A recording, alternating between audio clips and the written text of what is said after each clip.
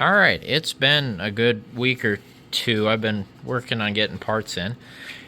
We just pulled this guy back off. I've got this makeshift table here, 2 sawhorses and a big board. First thing here we got in is that Miller 6534 socket. As you can see, that is the socket we need to hold this while we bust that nut off. And as you can see, it is a nice spline socket. That is a nice tool to have right there. Our next thing here is the correct gaskets. So this comes as a kit. It's got the rear overrun drive seal as well as the front differential seal. So there's this big seal and small seal. This big seal is going to be our seal here. As you can see, he fits and lines up perfectly. That is going to be the seal we need. I figure we're in there. We might as well do both. We'll see how the other one looks. They're kind of butted up to each other. Probably like this, and then behind it, it's going to be like that. So we'll see. At the very least, we need to do this one because that one's no good, and this one is very good. Here's the part number for anybody needing them. There's a couple of these I found new old stock on eBay, but also I ordered this from Mopar Parts Giant. They have them in stock. Made 7/29/15. That is the part number. On Mopar Parts Giant, they don't have this noted as fitting a 94 Town Country. More so, it fits a 91 Caravan, so it's not listed correctly. But I was able to locate it on a 91 parts diagram and order it because, you know, why not? And here we are. As you can see, that is definitely the correct seal. So that's the part number right there. If you need 1 or 2 of these seals, they come in a kit. You can't get them separately.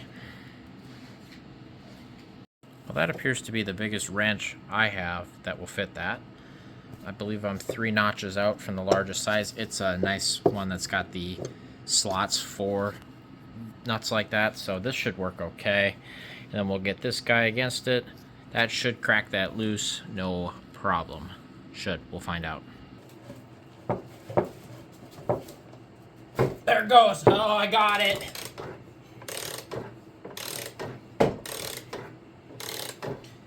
Yeah, it sure looks like a Loctite of some sort.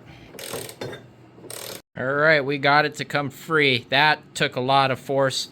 And this thing, what it wants to do is, because it's hitting here because the way I put my hose clamp the wrong way. Don't do it. Do it the other way. It wanted to pivot this, but I was putting my entire body weight and bouncing before it finally just budged. Definitely it's got some sort of Loctite or sealant or whatever on it. So, and it's coming out tight still, but we've got it to the point where I got to push the socket off a little bit, but we got it beat. I'll have to see if I can get a wrench or something to tighten it back up properly, but we'll see. At least we're getting it out. We can get the seal out. Bring you back when we got this nut off and we're ready to do the next step in the service manual. All right, there it is. It's out. I don't know what kind of Loctite that is, but we'll probably put some red Loctite on it or whatever, permanent Loctite. Next, they say we got to pull this front cover seal off, which is looks like 2 hex bolts here. So we'll get that off, and then this will separate. I believe they said use some sort of Loctite sealer to reseal that up, but we'll get that off first. Anyway, definitely torch. Obviously, you're replacing the seal anyway, so you shouldn't really damage anything, I wouldn't think. But I wouldn't heat it up too much just in case. But hey, we got it. If you had the right wrench and a long and proper, and probably bolt this down or chain this down to something so it's not trying to fight you, you might have better luck. But I got it with the tools I had, so there we go. Let's get in there and get this seal out. Now, just for the sake of verifying again, look at that. There's our seal. That is the correct seal. All right. Fits perfect, or will. Nice. I don't know. There's numbers on this seal too. 4868917, I think, or 9/7. I don't know. Maybe that'll help with if you get these seals separately. I don't know. But there. All right, let's get this off now. I can just pry this thing out. How much fluid do I lose when I do this?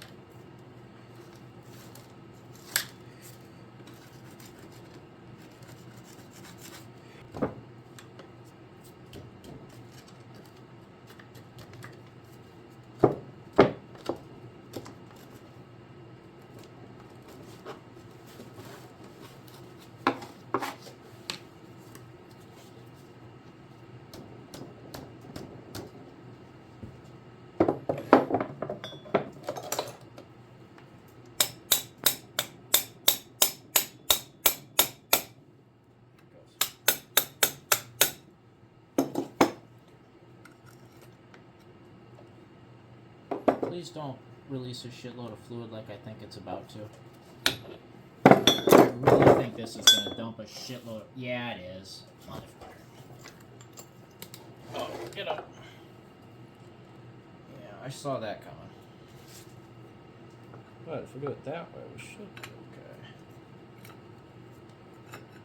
Okay, don't lose parts.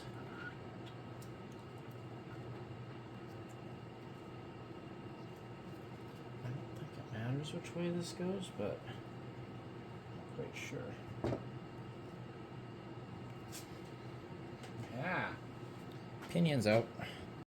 Well, there we go. I knew that was going to leak gear oil, and I still did it. You know, I got my mess cleaned up, got everything wiped down. In here, we're looking nice in there.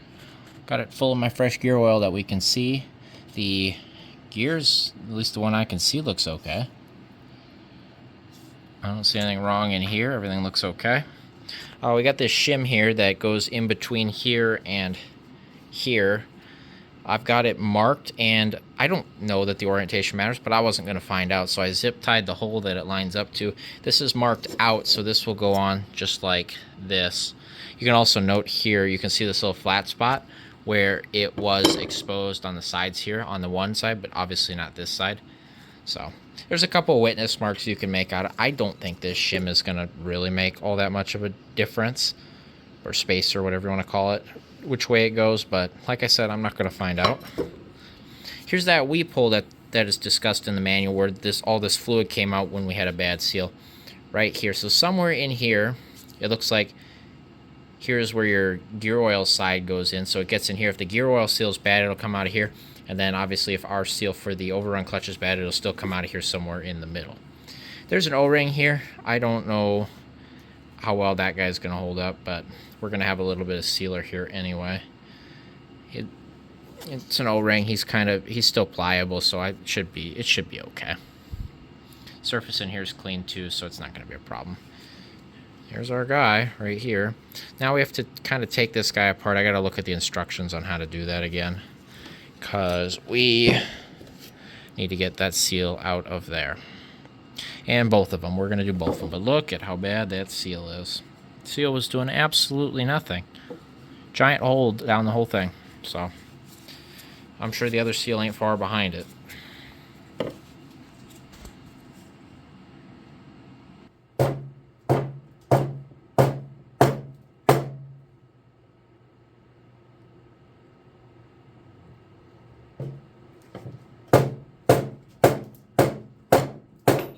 Got it.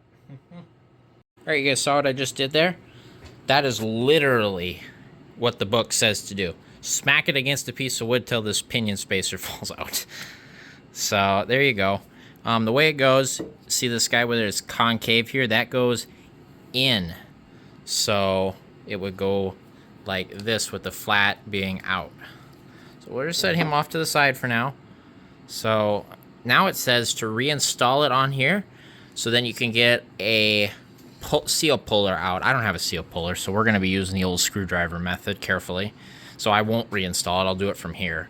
But they say to reinstall it to use a seal puller. Maybe I will too if I need the leverage, but I'll try pop it out first. And I can see the second seal in there too. So there's one seal, the small gap where that weep hole is in here, and then another seal. It's kind of funny how that works. That's cool. But look how bad that seal is. That seal is junk. There was no way we were going to hold fluid in there. Wow.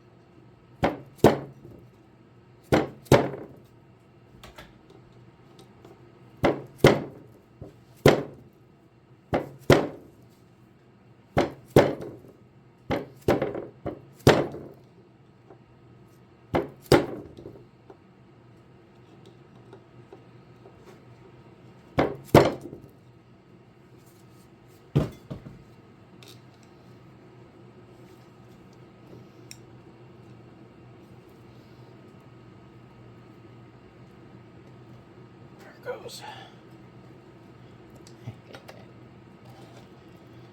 Gotcha, motherfucker. Looking good. There it is. Alright, we got our seal out. Here's our problem child. Look at him. I mean, I bent him up a little bit getting him out, but that's how that goes. Look at that. Here's our new seal for reference. Look at that. That thing is toast. Been toast for probably a very long time. Look at that. It's just in pieces. And as you can see, they're the same size. Everything is the same. They're the same. So that seal will go in just like that. So now I got to figure out what I want to do about that inner seal there. I want to see if there's any other special instructions. I see a pentastar on that seal. As you can, there's a pentastar printed on it. Is there a pentastar on this one? I see an OEM part number 4518148. There's a pentastar right there. Here's some numbers here. I don't know if this means anything.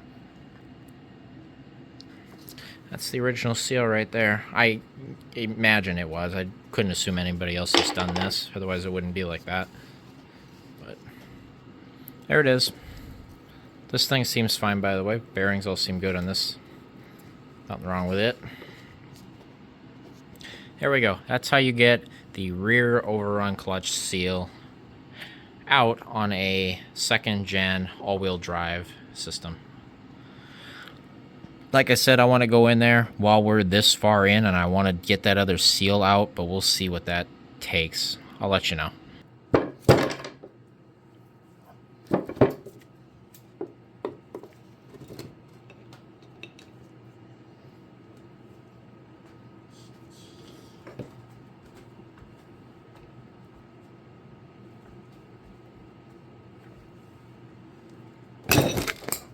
There it goes. Hopefully we didn't slip too bad. No, it looks good. That went freaking launched itself. Well, that was a little violent, but that one came out, had to bend this whole thing up as you saw, and then smacked it down to break the kind of seal loose, and then kind of wham. But the thing is, I could get more pressure with a screwdriver because the way this seal is this way, I wasn't worried about kind of grooving here because I was sitting in this slot, and then it kind of just flung the thing out. So as you can see, those seals are the same. I didn't even check to verify that before. That was probably sketchy, but here it is. They are the same. So, boom. That seal kit is the seal kit for this. Frickin' mint. So now we gotta get these seals installed, so I gotta find some sockets that are the right size. The book specifies your special seal installer tools. I've never used one in my life. Probably should have a couple times, but we're looking pretty good. Make sure you don't drop stuff down in that bearing. That would be the last thing you want. But we're looking pretty good. This guy came out. Make sure you don't lose him in there. That would be bad. Otherwise, I'm going to get a clean rag, kind of just wipe down the surfaces there. And it's ready to put the seals back in and go back together. Look at that. We got the hard part done, I think. Oh, and I'm dumb, by the way. I wasn't thinking. Remember I was talking about trying to torque this thing down? Put the torque wrench on the darn spline socket. Hold the nut and tighten this. This spins free, so it'll tighten just the same. Put the torque wrench on the spline socket. Duh. Then you get your 150 foot-pounds. We're definitely going to put a little Loctite on there, too, because, yeah, and I don't expect to ever be in this thing again. So, very good. That, there you go. I mean, this thing's got, what, 180,000 on it? That seal should last another 180. I sure hope so. We got it. We got her whipped. We're on the way out. We win, at least at this part.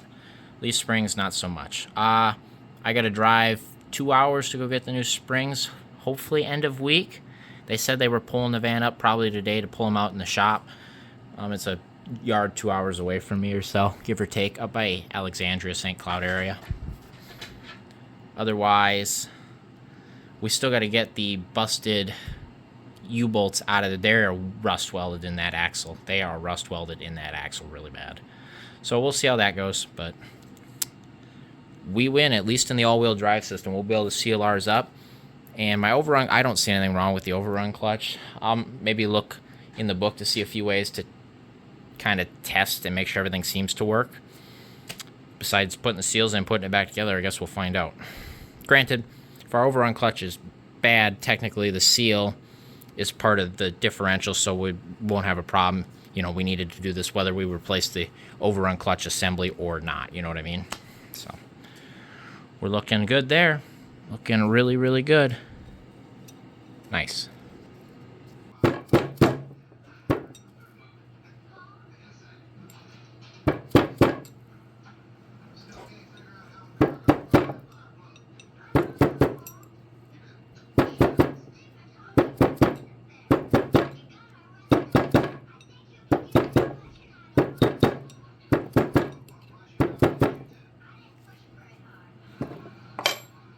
Alright, there we go. First seal is in. Now what they say is to put this spacer in first so you don't damage the second seal when you slide it over top of it. So I'll clean this up real quick, put that bad boy in there, and we'll be ready to roll to put the last seal in, and then it can go back together.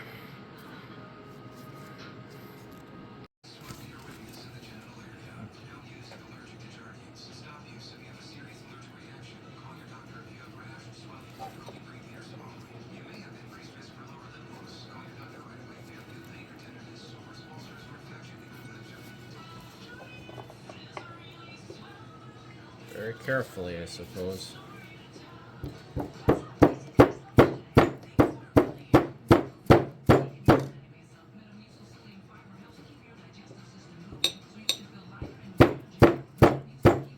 It's working.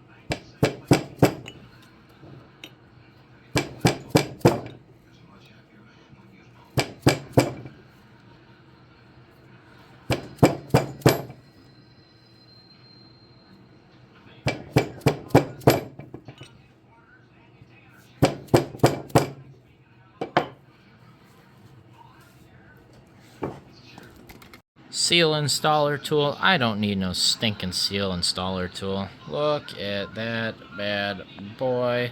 Little bit of cosmetic ding right there on the top, but that means nothing to us. We're sealed on the sides. We're sealed, most importantly, right here. Our little band is in there. We are good to go. Should be all good. If I hold this, I should be able to spin that in the seals.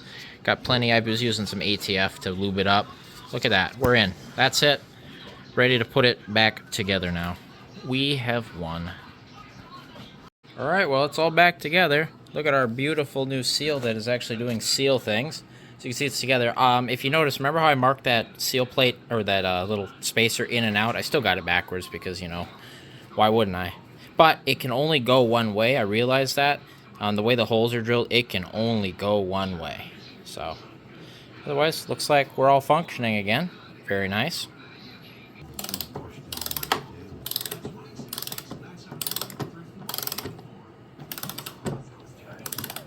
I don't know how easy this is going to go.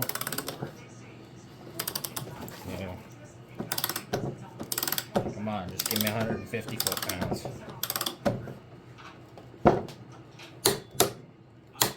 There's the click. Now, does everything spin free? Sure fucking seems to. I can't get that off. There. Does it go in and out? Nope. Nope. Now these are still lined up? Yeah, well, it's all screwed in. I already bolted it in. It's got two keeper holes. I didn't know that. Yep. That's it. It should be good. Spins nice and free. Alright, we got her in. 150 foot-pounds.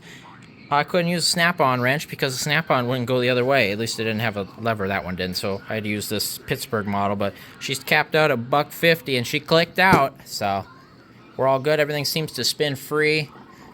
So, as you can see, we're all good to go. Everything's moving. Just got to make sure this guy is all topped off and full, which I might as well do while it's flat on the bench here. It's not going to hurt. I'll spin him around. We'll pop that drain off, and we'll just make sure she's topped off. And the rear diff seals have been replaced, and we're done with that part of the job. We got what we came in. Oh, I mean, I guess we got to put that guy on, but you know, that's like a minute with the clip installer. So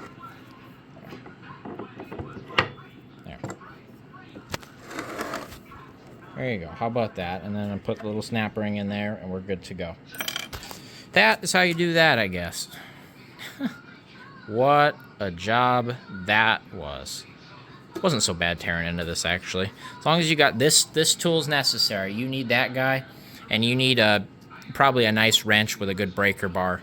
But we made do with that guy. As you can see, that'll work. As long as you got the ones that got the nice grooves in it. That's what it's made for. Well, I got the overrun clutch and everything all bolted back up. I did add some RTV to this whole housing here and the little lip on the inside, so that would make sure that's all sealed up and good to go. Everything's tightened down here. This is all tightened. It's all one sealed unit. I'm going to kind of try get it level here. Pop the fill plugs out of both. Top them both off. And that'll be that. Hopefully we don't see a bunch of trans fluid overnight, and we should be good to go. Hopefully. Well, it's full of ATF4, and it didn't immediately run out. I got it up with my beautiful levels sitting on there so it's off the ground so that weep hole doesn't, you know, get plugged or anything. So we should see a puddle in the morning if it is leaking. I don't think it's going to leak. And then tomorrow we will put the smoke machine back up to here. I got this sealed up pretty good, I think. Hopefully that will work. If not, I'm going to ignore it.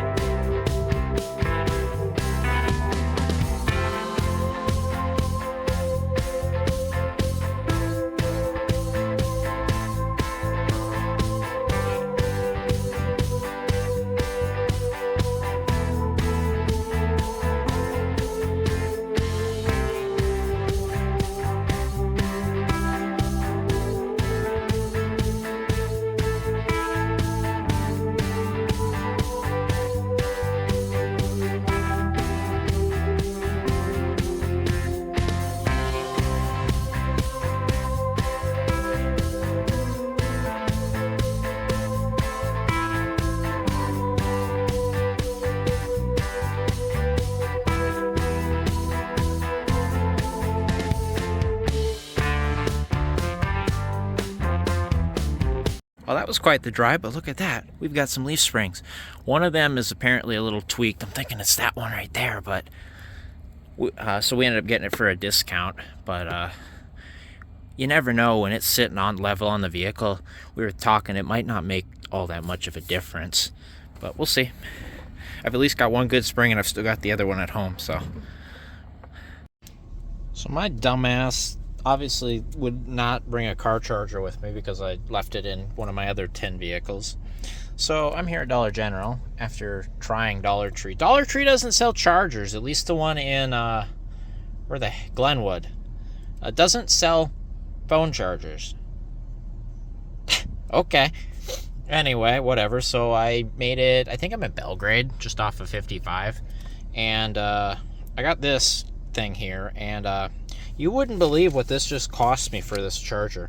It's a 3.1 amp charger and a 10-foot USB-C cable. And it cost me $26.78. Ouch. That's crazy, but that's what you pay for I Need It Now, I guess. Whatever, and it's the same cheap crap they sell on Amazon.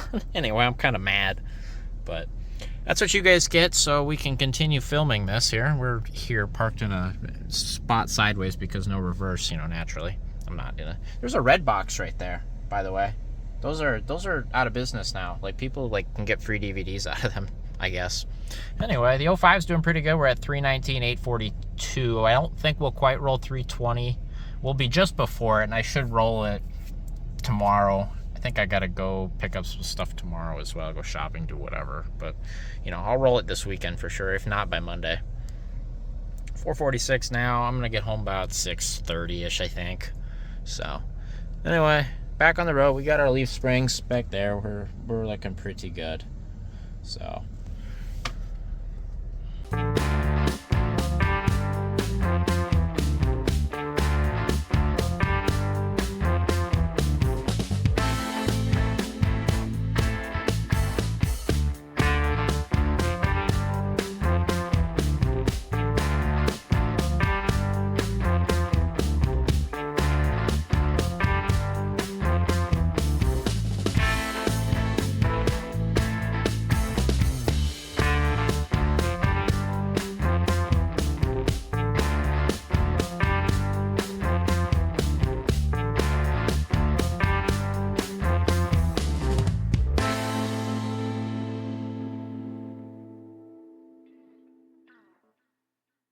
well, I decided to hit it with some paint.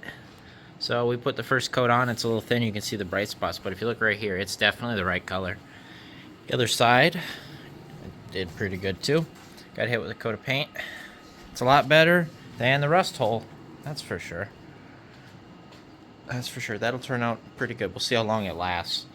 I mean, once it's done, it's gonna get coated with fluid film on the inside, but that will do for now. Okay, so we put the viscous coupler back on, got this guy tightened at 120 foot-pounds, that says, but there's a catch. When you try to tighten this, the viscous coupler does viscous coupler things, and the bearing's in here to let it spin.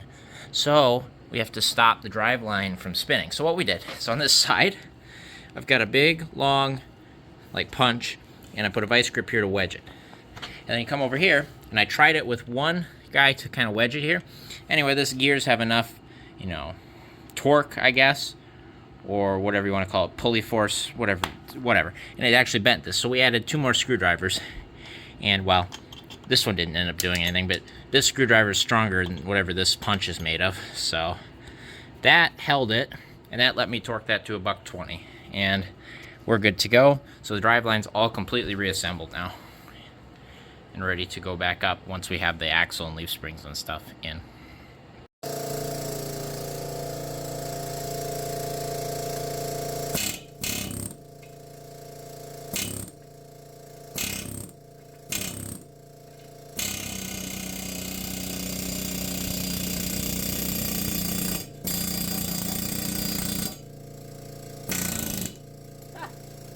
Look at that, it just dropped that one right out.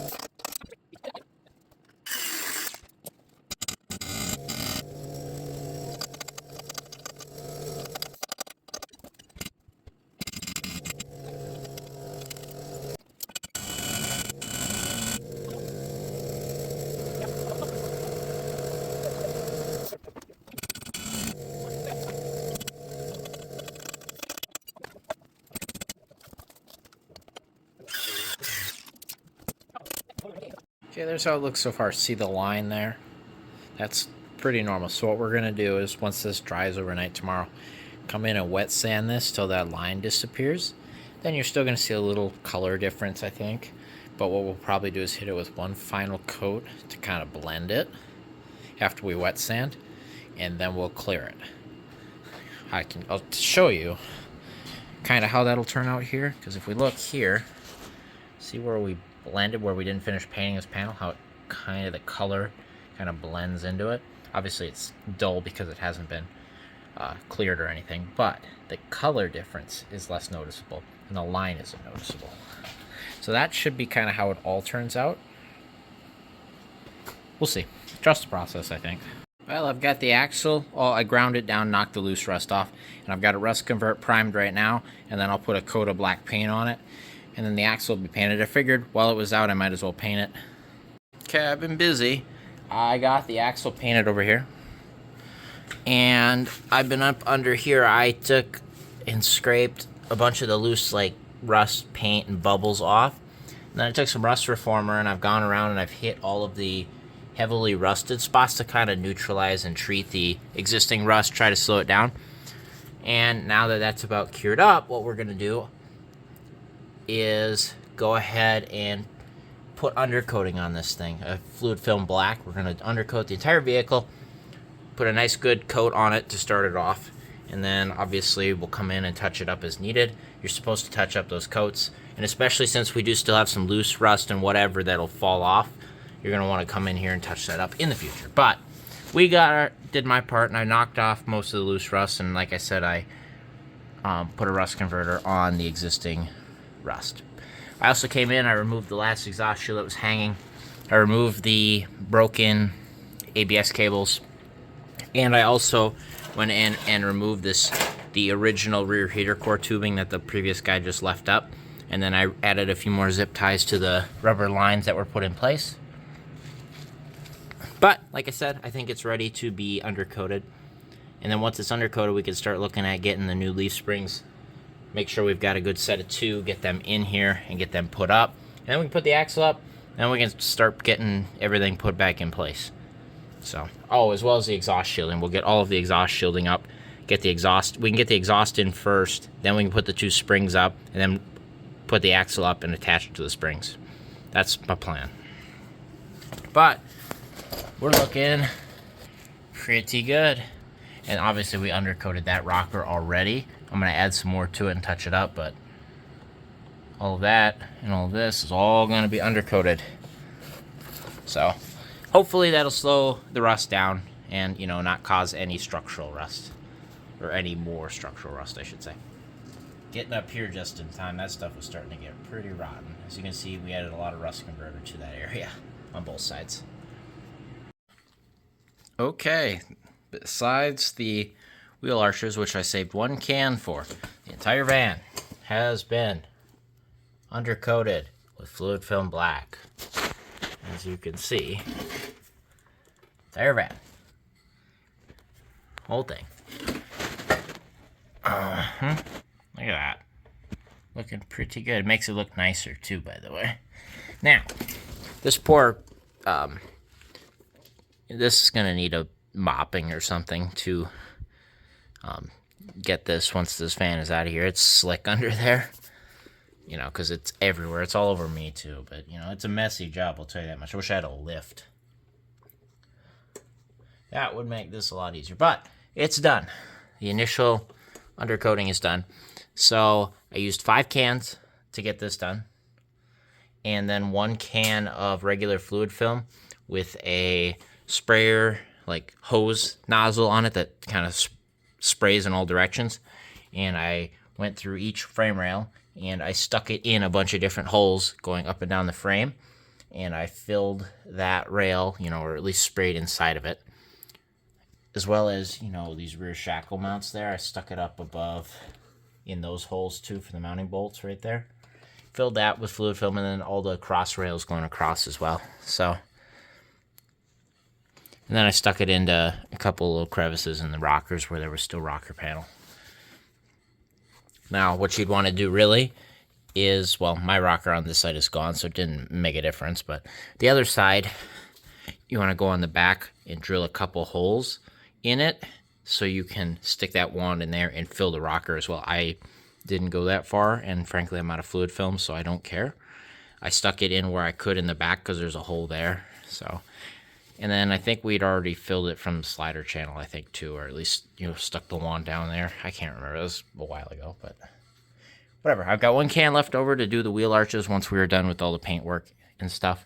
Obviously, don't want to get it on the paint because then paint won't stick to it, you know, naturally. So I stayed away from that. But there it is. It's done. It's undercoated. That should inhibit rust from forming. And especially since I drive on a gravel road, what'll happen is the gravel and dust will stick to this and create a thicker, bigger barrier, which is nice. So that'll be cool. That will be cool. It is way better than it was. A lot more protected. I also hung that exhaust piece back up there. I need to get some washers together so I can hang all of these back up because they all fell off. So I'll get some big washers and we'll see what we can do about that. Because once that's done, we can get the exhaust back up. There's some work I need to do, I guess. I guess that still got the old exhaust in it. I sawzalled it, so I don't know what we'll do about that. I'd like to get that out because cutting it at the end there, getting into this bend here is hard to seal. So who knows? We'll see. We'll see. I don't think I'm doing that today. I think I'm going to call it a wrap. I'm going to clean up my mess here. But we're getting to the point where stuff is now can go back on it. So, almost there, finally. All right, progress has been made. I've got all the exhaust shielding back up. Look at that. This back panel, we got one self-tapper here. I got two big washers here, and then because on the back side is a steel plate that is riveted through the aluminum, I had to cut the rivets out and put through bolts there. So that's holding that together. And then up here, I've got 6 big flat washers that I had to drill out for the bolts. Then up here, I got 4 on that one.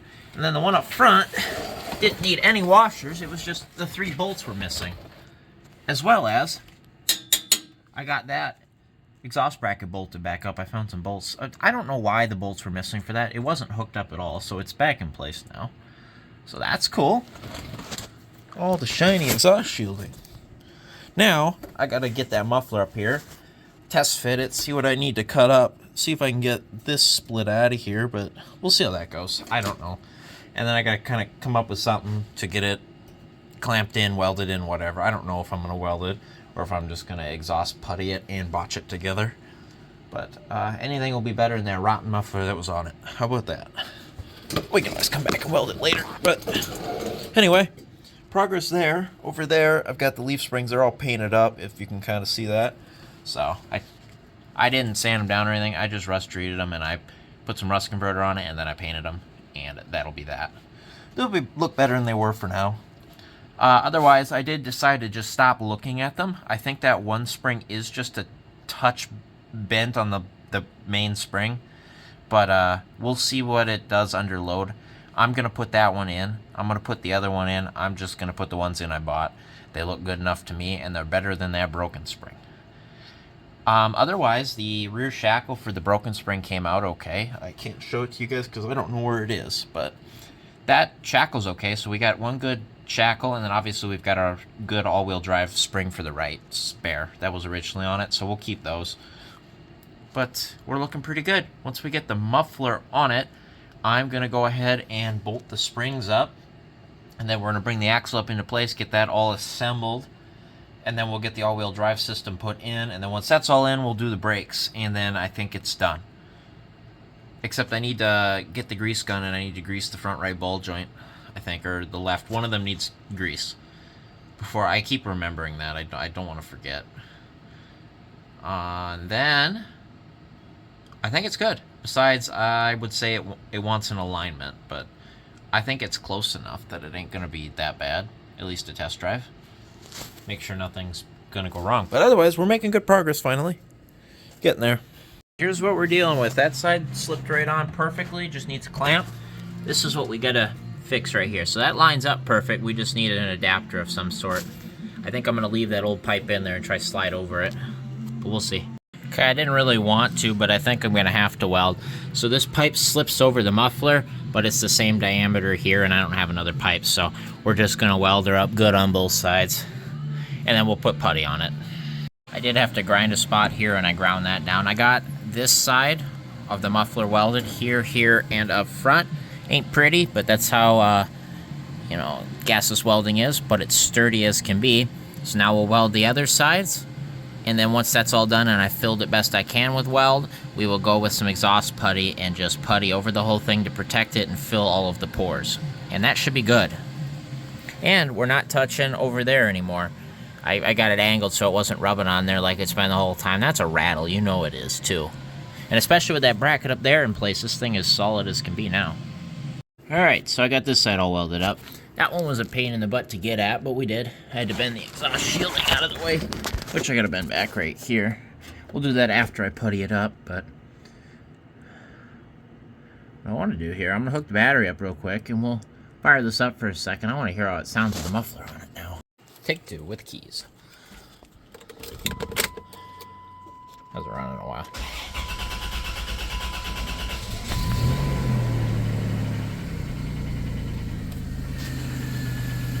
I think that's quieter.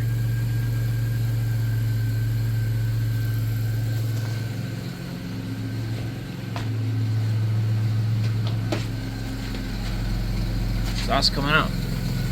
Where's it leaking from? Sounds like it's leaking up front. To be honest, I hear that vacuum leak coming out of this. Look at that. Yeah, I hear it up there at the donut gasket, don't I? Let me investigate a little bit. Surprisingly, I don't see any leaks coming out of my welds. We're gonna ignore that noise for now. But the new muffler's in anyway. Alright, we got the first spring on. That was not too much of a struggle. It's all tightened down with the impact. I'm gonna do the same thing on the other side. And then bam, we've got two springs that are fully attached to the vehicle, believe it or not. Bushings seem okay. I don't feel any play in this. Seems alright, so that'll do. We'll get the other side in, and then we'll kind of struggle to get the axle underneath it and get that all buttoned in. Alright, there we go. Both springs are in. And I wonder why my back hurts all the time. Anyway, we got them both in. They're bolted up. Good to go, I think. Oh, what a mess back here. Yeah, both seem okay. Alright, I'm going to fight the axle getting it under here and getting it lined up, get the U-bolts started, and I'll bring you back when I got it in place. Well, how about that? And the springs are good. I jacked it up and it lifted the vehicle off of there, but we've got the axle and the springs in. I still got to cut the bottoms off the U-bolts, as you can see, and then get the impact on there and snug them up. But we're in, and the center, you know, alignment hole is in. The axle's in the correct orientation. So, yeah, I'll get these cut off, tightened up quick, and then we should be able to jack this thing up in the air and get the jack stands under the axle housing instead of up here. Get those out of the way, and then we can get up under here and we can start getting the driveline put in. Alright, look at that. U-bolts are cut off, tightened up. Even got the SensorTrack shocks up under there. Got the e-brake cables routed properly. And I even got up under here and swept after I got the jacks off the body and back on the axle. Look at that. It's looking nice. Looking very, very nice. It's complete-ish again, kind of. Also, I noticed this bearing has got some play in it with the nut off. Naturally, the nut's going to snug it up and it'll be okay, but it's got some wobble without it. That's why you got to run the CVs. Otherwise, that will fall off immediately going down the highway. Otherwise, next, I think is getting the rear drive in place. So I'm going to kind of drag it around, get it up in place here. Kind of figure out, I got to get a jack up under it, and then jack it up, and then put a jack stand under like the viscous coupler, and then raise it up slowly. Alright, we got the rear differential up. Got the two 13 mils for the mounts tight in the back, and then I got the two 15 mil bolts tightened up front. I got the drive shaft lined up, but I still got to bolt it in quick. I've also got to run the vacuum line and also plug in the wire harness for the vacuum solenoids for the, what do you want to call that, clutch fork. But otherwise, the rear differential's in. We're going to get the axles in, loosely tightened up. Then we have to do the brakes to be able to tighten the axle nuts. But running out of parts finally. So I'll back up. Okay, drive shaft's all bolted up there. Good to go. All the jacks are out from under it besides the tool on the axle. Very nice. Alright, got updates. Got our new old stock Napa ABS sensor lines in. Those things actually went in really nice. I did anti-seize the sensor going in there, so that hopefully won't ever happen again. But it's all in there. Looks pretty good. We don't need that rubber insulator. It's fine. It's all bolted in on both sides. So we also got the vacuum and the plug on the all-wheel drive system. That's all done as well. So I think next will be the CV axles. We'll throw in quick. Okay, so I got the CVs both in. They're obviously not tight because I need the parking brake to hold everything so I can tighten it all, but they're in place, bolted up. All that leaves us is these brakes right here that need to go there. So I need to get the old wheel cylinders out on both sides, which I'll do, and then rebuild the brakes. I'm going to have to give myself a refresher because I did the thing you don't do, and I tore both sides apart to get them all out of here. So I did take some pictures and stuff, and I've kind of got them in pieces here where I could probably figure out how it goes together. We've got new wheel cylinders, we've got new spring kits, we've got new adjusters, we've got new shoes, obviously, and new drums. We've got an entire new kit here to put on, and then we'll do it. The only thing I can't do is I cannot make my new brake lines because I don't have fittings because I forgot. So that's it. Oh, and I got the spare tire back up too. Otherwise, everything else is done up under here. We're looking pretty good, I would say. So I'll get to it, get these brakes rebuilt, get that done, and then we can get this stuff tightened up. Get this, because we could, even without the lines, we can still obviously use the parking brake. Get this thing on the ground. Well, I don't even know. I'll leave it up in the air until I get the lines in. Anyway, brakes. We're going to do those quick. Well, we got the wheel cylinder off the left side here. Those bolts fought me. They are both now pounded on 6.9 millimeter sockets. I think they were 3/8 originally. Anyway, you can see the wheel cylinder smoking. I had to heat up the wheel cylinder to get these to break free, so that's fun. We'll definitely reuse those and then let the next guy worry about getting them off. So we got them off. Now we gotta clean up the surfaces here, get these oiled up, and do brakes. Alright, we got the new wheel cylinder bolted in. Did reuse the old bolts, so they're good to go. I got the 3 pads for each side. I got them ground down with the grinder, got brake grease on them. And you have to reuse the little wheel cylinder pins, or whatever you want to call these guys, arms, whatever. So I took the grinder and I cleaned up the ends so they wouldn't like damage the rubber. Got them greased up. We're gonna pop those in real quick, and there we go. All right, we're almost done with this brake, but I got to show you something important here. This has happened to me once before. So we've got we're working on the adjuster, and so we've got our brand new spring, right? Well, a guy puts the brand new spring in, and the new arm is sitting so where it never touches this adjuster. Huh, that's interesting, right? So something I did notice here on this is there's a weld right here that is in the way here, and I might have to grind that down. I think that's causing some of our problem, but also we've got the new spring here and we've got the old spring. And if you look at these two springs, and we put them side by side, this arm is bent at the wrong angle. It's not quite right if you look right here. Anyway, what it does is it throws that the little adjuster arm, this guy here, whatever, where the new shiny one is here, it throws it off in a weird spot, and then the adjuster never makes contact properly. So I'm going to put the old spring in quick, double check to see if it lines up, and then if we need to, I'll grind that little weld off there, but I don't think we'll need to. I think this spring will fix it. I've done that once before. That has happened to me. Okay, so I'm not gonna lie to you. I have no idea where this spring is supposed to go. They were both falling out on both of mine. One was completely missing, the other was just sitting in the bottom of the drum. So this adjuster is kind of funny. I've got the new adjuster here. I had to use the original like headpiece right there. Like this guy right here. This is the one that's supposed to go with that. He's got a really wide whatever. So I didn't have to grind that weld off, but I had to use the original head on the new adjuster. That allowed this to clear. And then obviously, so we got this little guy. He just hooks in there, and then I've got him hooked there. I don't care if it's right or not. I mean, it has to. I don't see any other way to do it. It can't go in this hole because there's not enough spring. Can't go up here because it'll fall out. It's got to be how it goes. So it's doing the thing. It's holding this together. I can now go in, you know, and adjust this, and it does break things. So I think we're good. We're going to call it good at that. The adjuster's maybe a little long. I don't know. We'll see. The wheel cylinder's got to be pumped up too, and I think that'll also tension this, because it'll pull this all out, and that'll probably help a little bit too. But the adjuster is currently making contact. We're all good. That's what we ended up with. I'm going to throw the extra parts in this bag. This is going to go in my extra brake parts bin. Who knows? Maybe they'll come in use someday. Same with that wheels or adjuster.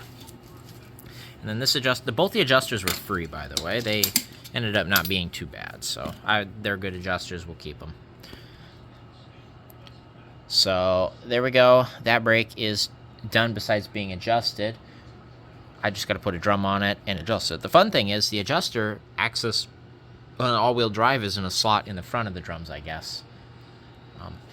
And I looked in the diagram, by the way.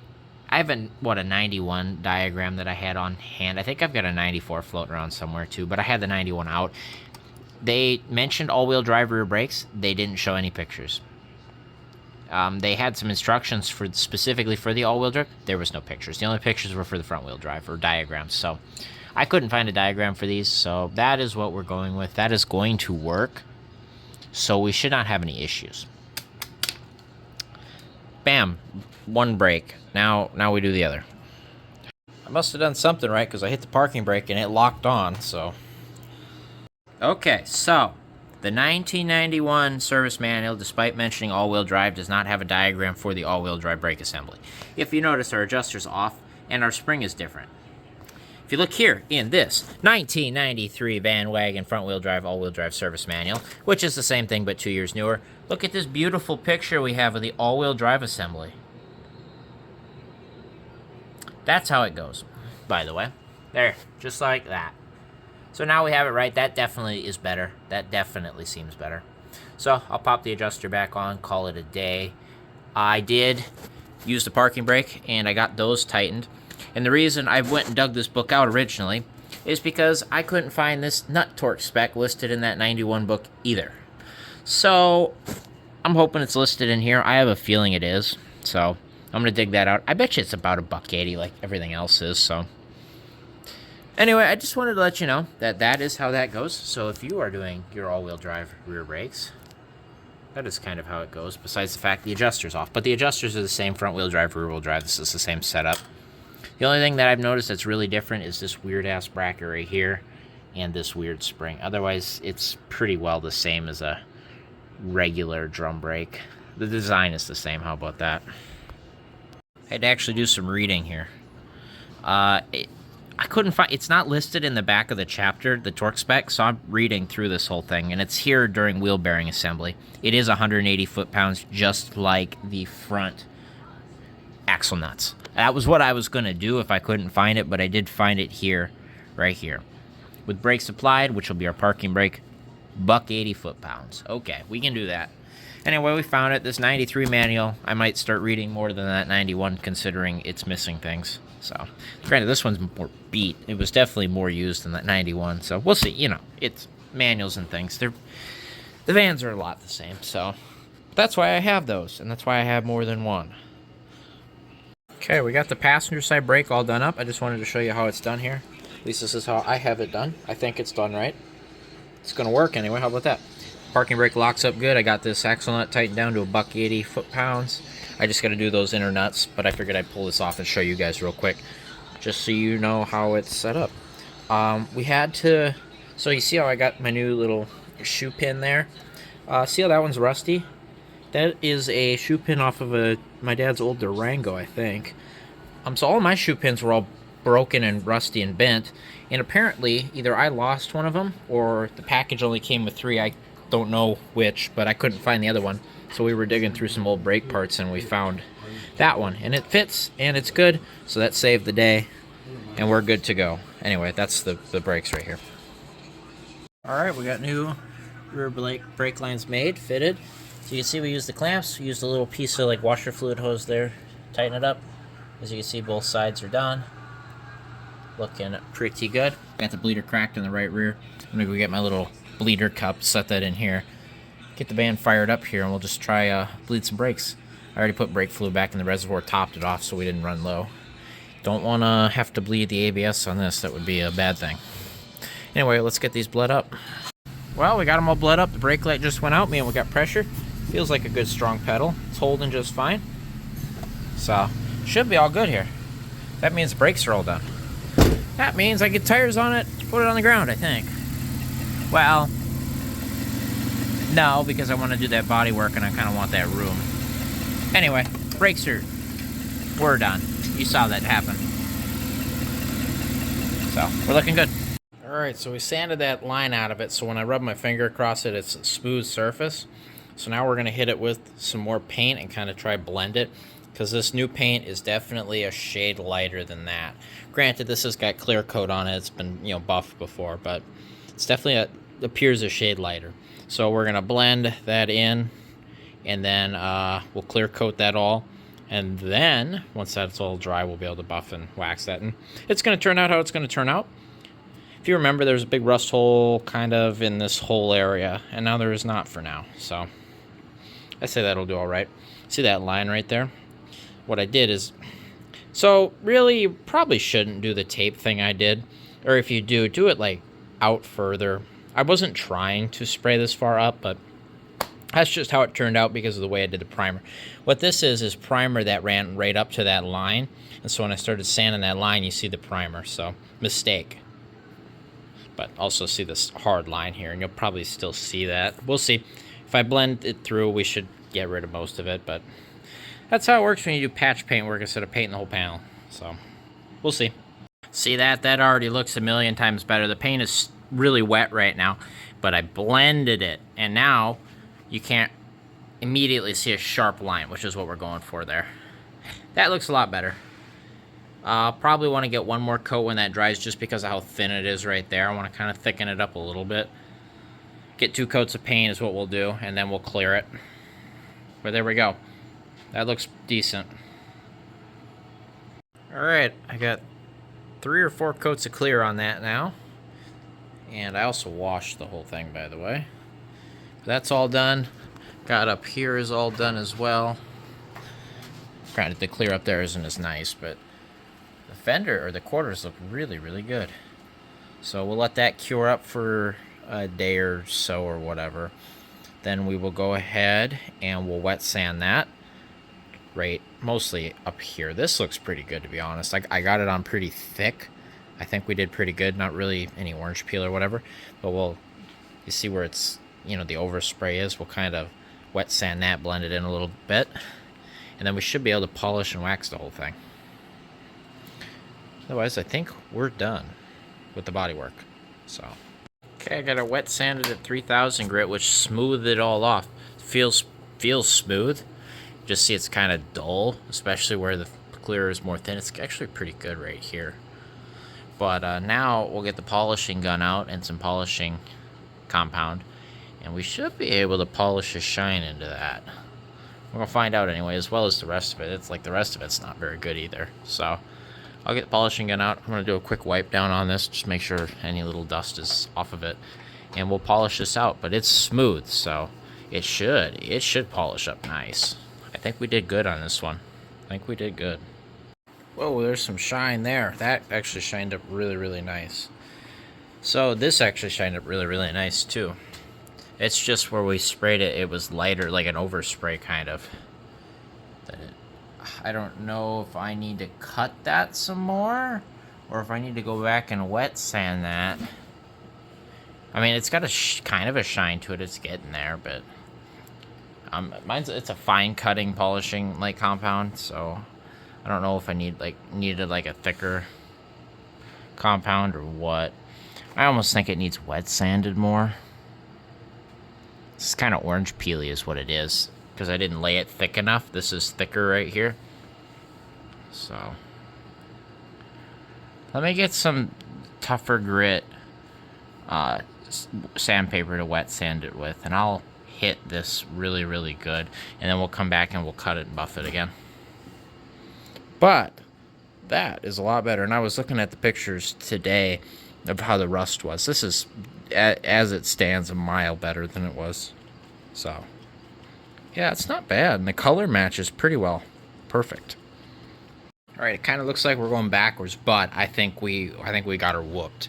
So I knocked it down with some 2500 grit, wet sand, and you could feel the grittiness here, and I did that until I couldn't feel it, till it felt even between the two.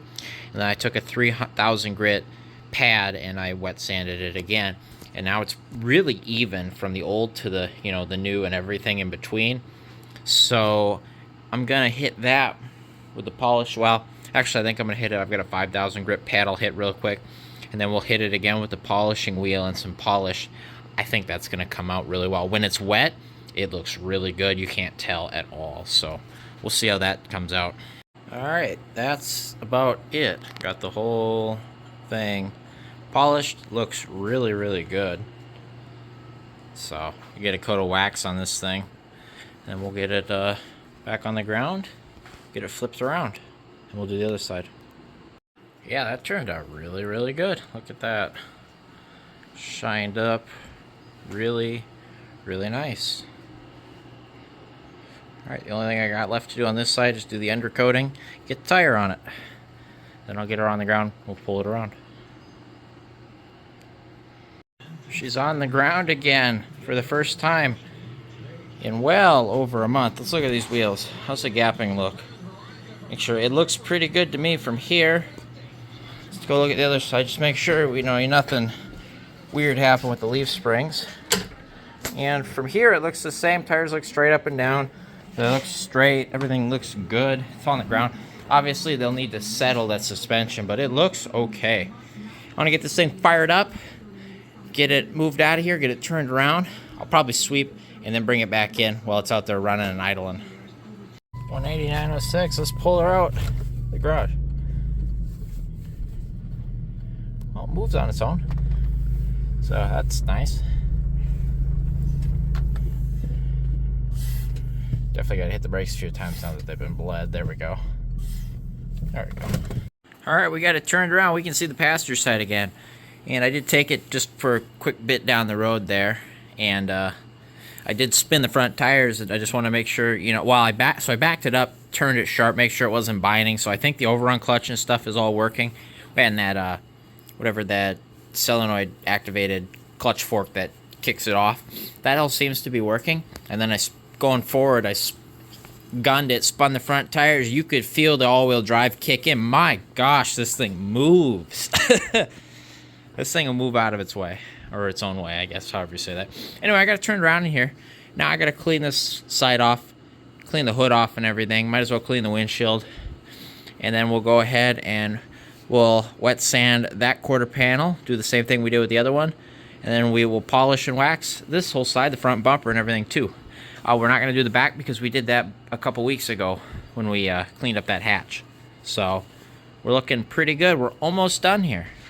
All right, I got this side, 2500 grit, 3000 grit, and then 5000 grit wet sanded. And it's looking about the same as the driver's side, so we should turn out about the same. Now we're going to get the polishing wheel out, get the compound out. We'll polish this whole side. Like I said, I will bring you back. Probably, I'll just polish it. I'll probably show you this quick, and then I will bring you back when I got it waxed. Heck yeah, that side looks good. So I got that whole quarter polished real quick. So that's looking good. I'll bring you back when we're done. There, she's all waxed. It's all done. The only thing I got to do, put that fender liner in and undercoat the rear quarter, and it's done. All right, well, this van, Beetroot, our 1994 Chrysler Town Country all-wheel drive, is finally done. It only took like 2 months of work that I was not expecting. It's windy. It's really, really cold out. Also, she's an ES now. We know that because of that fancy, fancy intake we put on it, or painted, I suppose. It's all done. It's got new to it struts, new inner, outer tie rods, new tires, new water pump. The entire engine's been resealed except for the rear main seal. We got working fog lights on it. It's been waxed, you know, it was polished. We've repaired the rust on the rear quarters. That's looking nice and fine. New rear wiper arm. We repaired these holes up here, not as nice looking. I didn't spend that much time on it, but it's the right color. It does have an exhaust leak, I can hear that. It's got a manifold leak or something, just a little bit, but only when it's cold. Otherwise, let's step in here. Oh, I'm gonna let it warm up. It's nice and warm in here right now. That clock's wrong. I'll have to reset that quick. The interior's in really good shape. It's all been cleaned. It's ready to go. It's got floor mats. We got a center console here. Lots of donations from the other 94 Town and Country. It's got just under half a tank. We are gonna go get gas, fill this thing up. It's gonna be ready. I'm ready to drive it. It doesn't need an oil change till 185,000. Let's put some miles on this thing. Oh, and it's been undercoated too. Repaired the all-wheel drive system. We've done all sorts of work to this van that you guys have all just seen. So I am very excited, if you can't tell, that this is finally done. Now, Turnip, the 93 Plymouth Grand Voyager, can go in the garage where it can dethaw, and we can have a windshield put in it, as well as a few other things that you will see coming up soon-ish at some point here, if I haven't done it already. But, you know, that van is next on the chopping block for projects, and it looks nice. I just took it to the car wash yesterday. It's looking fine. Ignore the little bits of rust starting. I hate looking at that. We're gonna ignore that rust, aside from the fact that we undercoated the bottoms of the doors and the inside of the rockers, and we will do that a little more. That's the other thing. That thing is getting fully undercoated, just like this van. So you guys will see that as well. So we're gonna try to slow that rust down, but I'm also not gonna spend the time doing body work on this side right now. Not a can of worms we're opening. We will, however, finish the body work on the driver's side.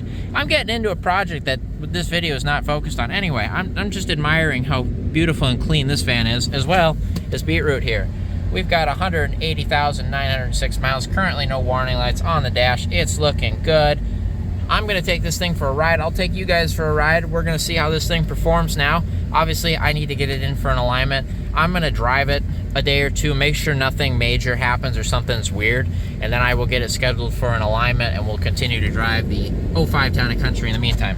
So that's gonna do it for this series on Beetroot, the 94 Town and Country. Obviously, this van, I'm gonna drive this van now. It's gonna be in the background. It's gonna be hauling parts. It's gonna be doing things. We're gonna utilize that all-wheel drive system in the winter. If we ever get snow instead of just cold, you know, there's no snow here, but it's cold. Anyway, that's gonna do it, guys. I appreciate you guys watching. Hope you guys enjoyed this van. I certainly do. I've driven it 1,000 miles so far, and I liked every mile I drove. So I can't wait to drive this thing some more. Anyway, I'm super happy with how it turned out. For $500, I think we did okay. We put quite a bit of work into it, but that's how she goes. It was a $500 van. So, like I said, thank you guys for watching. I will see you next time.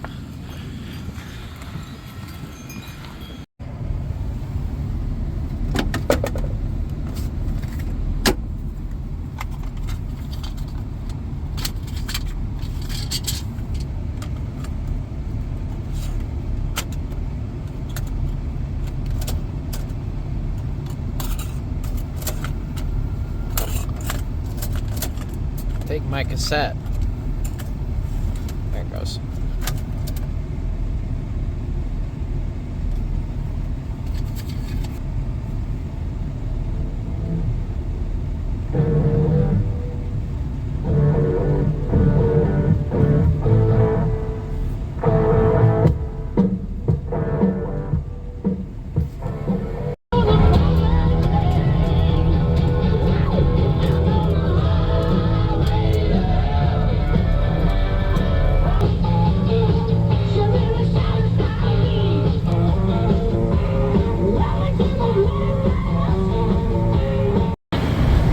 Realize something. This infinity stereo, you don't have to flip the cassette over. It flips on its own. It plays both sides. That's cool.